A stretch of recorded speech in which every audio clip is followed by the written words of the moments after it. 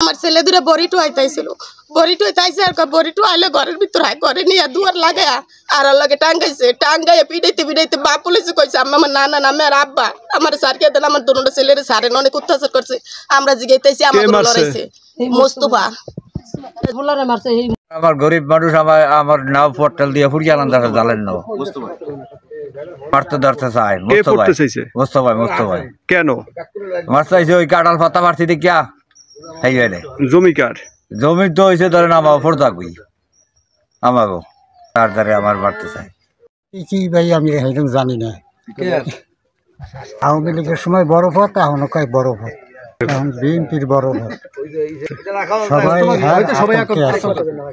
আমার নাম আনোয়ার আমার দুটা পোলা ছেলে আসছিল ঘরে বড়িটো হইতে আমি অধ্যক্ষ মোহাম্মদ জামাল উদ্দিন আলিমাওয়াদ ইসলামিয়া ফাজিল মাদ্রাসা সংবাদ সম্মেলন করতেছি যে আমাদের কর্তৃপক্ষ মোস্তফা কামাল খান আমাদের কবলত ও রেকর্ডীয় জমিকে সে খাস জমি দাবি করে দখল করার চেষ্টা চালায়।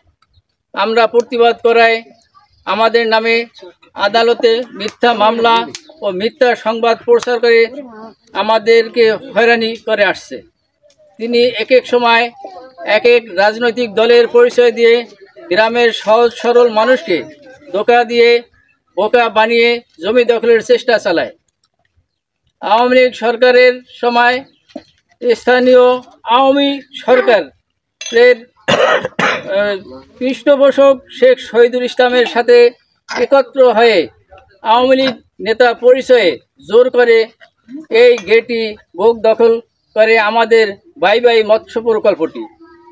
প্রকাশ থাকে যে এই গেটটি 1997 থেকে 2007 পর্যন্ত আমরা আল্লামা শামসুর আলীর নামে জৈনিক ব্যক্তির নিকট স্ট্যাম্পের মাধ্যমে চুক্তিপত্রে আবদ্ধ হয়েছিলাম। তার মেয়াদ শেষ হয়েছে 2007 সালে। 2007 থেকে 2009 পর্যন্ত দীর্ঘ সময় মোস্তফা কামাল নামে জনৈক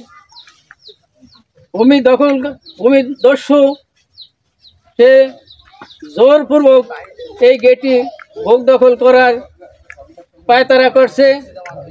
2019 সালে আমরা গেটটি দখল মুক্ত করি তার থেকে। 5 বছর পর পুনরায় বিএনপি নেতা দাবি করে তিনি গেটটি আবারও দখলের অপচেষ্টা চালাইতেছে। আমরা তার অসৎ প্রচেষ্টার জন্য তীব্র নিন্দা ও প্রতিবাদ জানাচ্ছি।